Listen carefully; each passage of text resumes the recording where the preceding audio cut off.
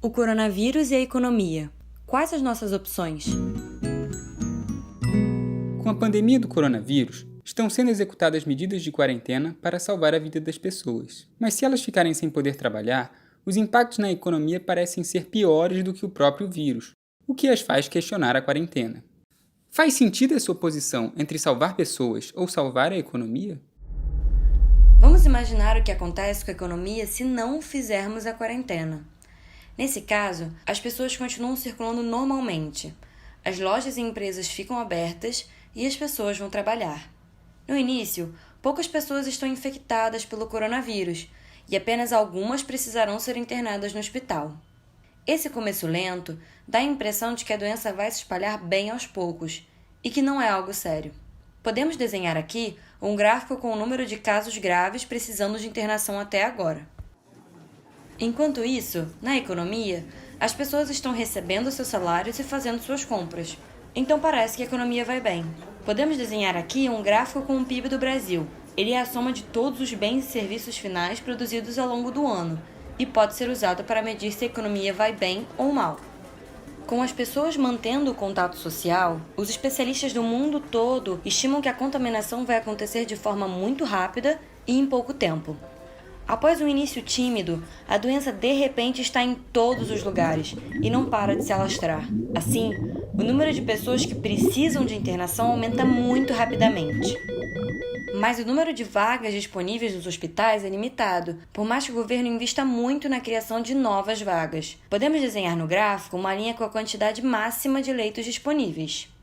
Com os hospitais cheios, as pessoas começam a morrer pela superlotação do sistema de saúde, ou seja, pela falta de camas e aparelhos suficientes para tratar todos os casos graves ao mesmo tempo.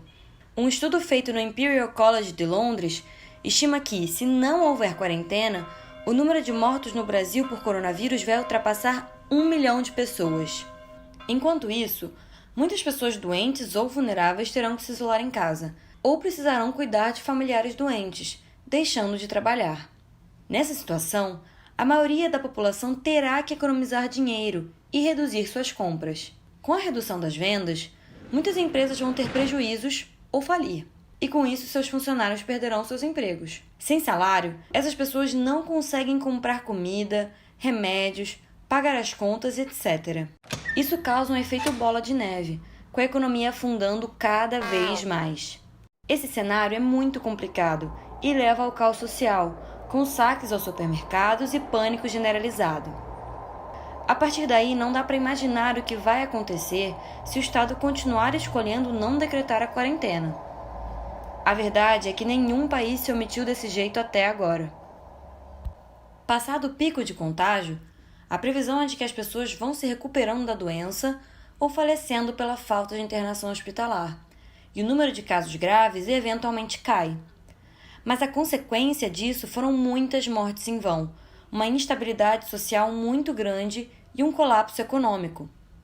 Ou seja, não dá para salvar a economia deixando as pessoas morrerem. Agora, vamos imaginar o que acontece com a economia se fazemos a quarentena sem que o governo gaste o suficiente para socorrer as empresas e os trabalhadores. Com a quarentena, haverá menos pessoas interagindo, diminuindo o ritmo de contaminação da doença.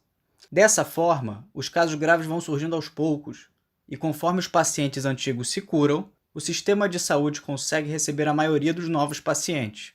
A superlotação é pequena, a maioria dos doentes recebe tratamento adequado e muitas mortes são evitadas. Mas com a quarentena, todas as lojas irão fechar, a não ser aquelas que vendem bens essenciais. Ao mesmo tempo, a maioria da população só vai gastar com os produtos essenciais, cortando os outros tipos de consumo. Por esse motivo, muitas empresas podem falir, causando demissões e deixando trabalhadores sem renda. Para piorar, os trabalhadores autônomos e informais também ficarão sem fonte de renda, e tudo isso significa uma grande redução no consumo. Como consequência disso, o PIB vai sofrer uma queda drástica. Essa queda pode colocar em risco o próprio consumo dos bens essenciais, porque sem salários e sem a renda de pequenos negócios, as pessoas passam a não conseguir comprar nem o básico, e de novo podemos ter um cenário de caos social. Em uma situação de falta de alimento e desespero, as pessoas podem violar a quarentena, o que causaria a aceleração da transmissão da doença e o aumento do número de casos graves. Dessa forma, uma quarentena sem políticas de apoio aos trabalhadores e empresários também leva ao caos social, onde a economia entra em colapso, o desemprego e a pobreza disparam e perde-se o combate ao coronavírus. Não dá para salvar as pessoas ignorando a economia. Agora vamos imaginar o que acontece com a economia quando fazemos quarentena e o governo toma medidas para salvar as empresas e manter a renda das pessoas. Como vimos, com as pessoas em casa e apenas os serviços essenciais funcionando, a contaminação é mais lenta e menos pessoas são internadas ao mesmo tempo, evitando as mortes por falta de internação. O número de casos graves sobe mais lentamente e só ultrapassa um pouco o limite de leitos. Ao mesmo tempo, o governo aumenta seus gastos e implementa políticas de auxílio à população. Com essas políticas, as empresas que suspenderam suas atividades podem pagar as contas e os salários dos funcionários, que conseguem comprar os bens essenciais durante a quarentena. Dessa forma, se mantém um mínimo de consumo e produção, e o PIB não cai tanto. O governo também pode dar auxílio aos trabalhadores informais e famílias de baixa renda, para que paguem suas contas e fiquem em casa. Isso também ajuda a manter o consumo e, mais uma vez, impede que o PIB caia muito.